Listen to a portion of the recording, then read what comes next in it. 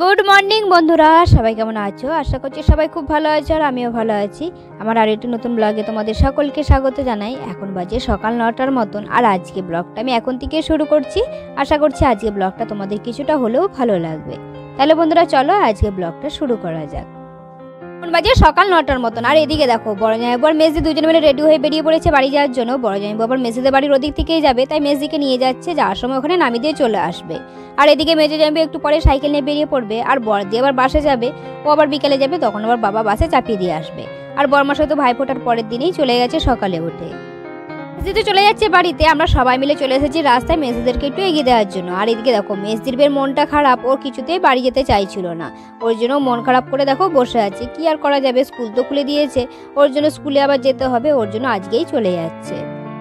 সবাই চলে যেতে আমি এসে বসে পড়েছিলাম সেলাই মেশিনটা বাগানোর জন্য। অনেকদিন ধরে খারাপ হয়ে পড়ে রয়েছে, আগের বারে যখন এসেছিলাম তখন কিছুই সেলাই করতে পারিনি, যখনই আসি তখনই একবার করে সেলাই করা হয় আমার কিছু জিনিস, তাছাড়া এখানে যদি কিছু জিনিস থাকে সেগুলো সেলাই করে দিই। কদিন ধরে খারাপ হয়ে পড়ে রয়েছে, বাবাকে বলেছিল বাগিয়ে আনার জন্য, কিন্তু বাবা তো বাগায়নি, তাই আমি বসে পড়েছি বাগানোর জন্য। মা বলেছিল রেখে দে, তোর বাবা বাগিয়ে এনে দেবে। আমি বলছি যে দাঁড়াও আমি আগে একবার বাগিয়ে দেখি, যদি না বাগানো যায় তখন আবার বাবা নিয়ে যাবে দোকানে।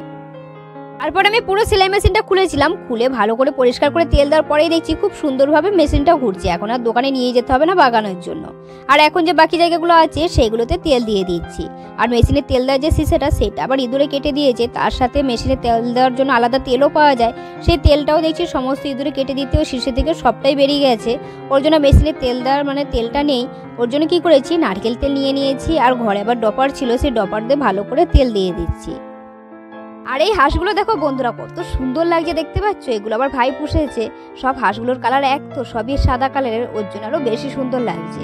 আর এরকম 30টার মতন হাঁস আছে, বাকিগুলো ওই সাইডে আছে, সামনে এই কটা ছিল, ওর জন্য এগুলোরই ভিডিও করেছি। কত সুন্দর লাগছে দেখতে পাচ্ছ? আর এই হাঁসগুলোর নাম হোয়াইট প্যাকিং, কত সুন্দর লাগছে দেখ। কিছুদিন পরে মায়ের আবার ডাক্তার দেখানো ডেট ছিল, ওর জন্য দেখো মেজদা জামাইবু দুজনে মিলে চলে এসেছে। মাকে যে ব্যাঙ্গালোরে ডাক্তার দেখিয়েছিলাম ওই ডাক্তারই 1 মাস ছাড়া ছাড়া মাকে ভিডিও কলে দেখে। আর এদিকে জামাইবুর ফোন নাম্বার রেজিস্টার করা ছিল, তাই জামাইবুর ফোনেই ভিডিও কল করবে, ওই জন্য জামাইবু ফোন নিয়ে চলে এসেছে। আর সবাই তো হিন্দি কথা বলতে পারে, কিন্তু গুছিয়ে তো বলতে পারে না, কারণ মায়ের যে প্রবলেমগুলো আছে সেগুলো তো সবাই বলতে পারবে না। আর মেজদা তো আগে থেকেই বাইরে কাজ করতো, ওর জন্য মেজদাকেও ডাকা হয়েছে। সকালবেলায় দেখো দিদি রেডি হয়ে গেছে, দিদি আজকে বাড়িতে চলে যাবে, সবাই এক এক করে চলে গেছে, শুধু আমি বাকি রয়েছি। পরশুদিন আবার বড়মশাই আসবে আমাকে নিতে, ওর আবার ডাক্তার দেখানোর ডেট আছে, ডাক্তার দেখিয়ে তারপর দিন আমরা আবার বাড়িতে চলে যাব। আর এদিকে দেখো মনি তো ঘুমাচ্ছিল, ওকে আবার ঘুম থেকে টেনে তোলা হয়েছে, ওর জন্য দেখো চোখ মুখগুলো এখনো ফুলে ফুলে রয়েছে।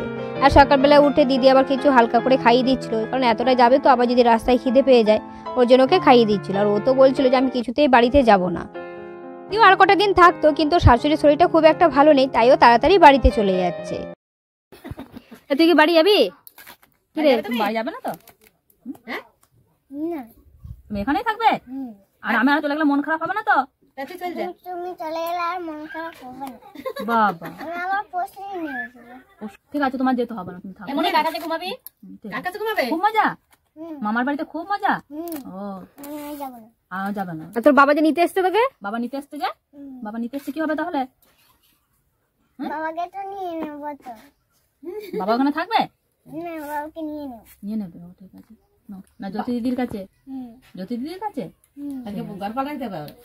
মনিকে দেখো ওর তো বাড়িতে যেতে কিছুতেই ইচ্ছে করছে না, ওর জন্য এদিক ওদিক ছুটে পালাচ্ছে। তারপর আবার ছর্দি যে ধরে আনলো, আর এদিকে টোটোটাও চলে এসেছে ওদেরকে নিতে। ওরা এখান থেকে টোটোতে করে যাবে, তারপর কতুলপুর থেকে আবার বাসে করে বাড়ি যাবে। এটা বাড়িতে চলে যাচ্ছে আর মনিও সাথে চলে যাচ্ছে, ওই জন্য খুব মন খারাপ হচ্ছিল, তাই আমরা সবাই মিলে চলে এসেছি রাস্তায়। আর এই কটা দিন তো ঘুরতে এসেছি, ঠিকভাবে ভিডিও করারও টাইম পাইনি, তাই যেটুকু ভিডিও করেছি সেটুকুই তোমাদের সাথে শেয়ার করলাম।